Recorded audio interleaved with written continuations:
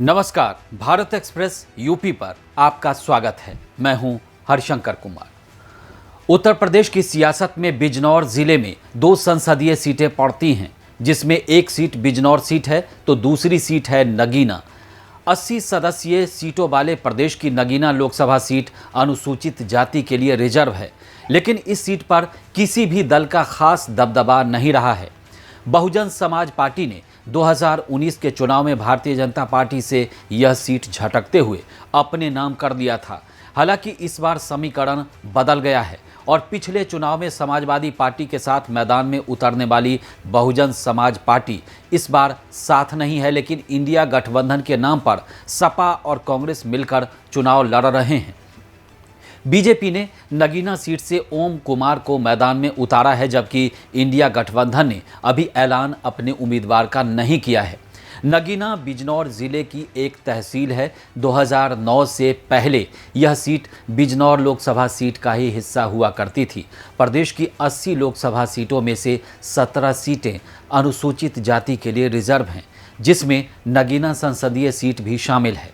यह प्रदेश की नई लोकसभा सीटों में से एक है। नगीना लोकसभा सीट के तहत 5 नजीबाबाद, नगीना धामपुर, नहटौर और नूरपुर विधानसभा सीटें आती हैं, जिसमें 2 सीटों पर समाजवादी पार्टी नजीबाबाद और नगीना को जीत मिली तो 3 सीटों पर बीजेपी, धामपुर, नहटौर और नूरपुर का कब्जा रहा है, मतलब बीजेपी वहां पर जीती है। जबकि 2017 के चुनाव में यहां की 3 सीटों पर बीजेपी को तो सपा को 2 सीटों पर जीत मिली थी। 2022 के चुनाव में नजीबाबाद सीट पर सपा के तस्लीम अहमद विधायक हैं। नगीना सीट से सपा के विधायक मनोज कुमार पारस तो धामपुर सीट पर बीजेपी के अशोक कुमार राणा विधायक हैं।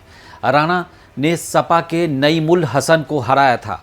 नहटौर विधानसभा सीट भी एससी के लिए रिजर्व है और यहां से बीजेपी की ओर से ओम कुमार विधायक चुने गए थे। नूरपुर सीट पर देखें तो सपा के राम अवतार सिंह विधायक हैं, उन्होंने बीजेपी को चुनाव में हराया था।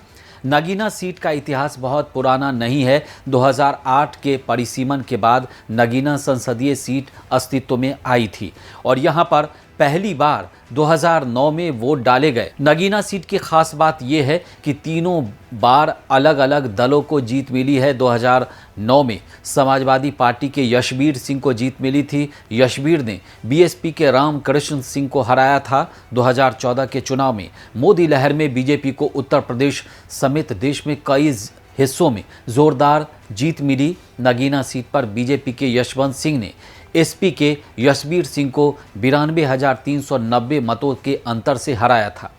बसपा के गिरीश चंद्र तीसरे स्थान पर रहे थे। हालांकि 2019 के आम चुनाव में सपा और बीएसपी ने आपसी गठबंधन कर लिया और बसपा ने गिरीश चंद्र को मैदान में उतारा।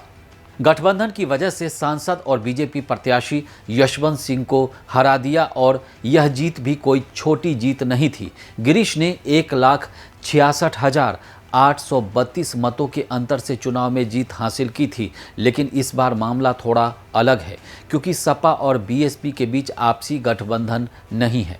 ये संसदीय सीट अनुसूचित जाति के लिए आरक्षित है, लेकिन यहाँ सबसे ज़्यादा आबादी मुस्लिम बिरादरी की है। 2011 की जनगणना के मुताबिक इस क्षेत्र में मुस्लिम वोटर्स की कुल संख्या 70.53% है, तो यहाँ पर हिंदू लोगों की संख्या 29.06% है। यहाँ करीब 21% एससी वोटर्स भी रहते हैं। इस सीट पर 50% से अधिक मुस्लिम वोटर्स के होने की वजह से यहाँ पर इनकी भूमिका निर्णायक रहती है। ब्रिटिश शासनकाल में इस क्षेत्र का अपना अलग ही इतिहास रहा है।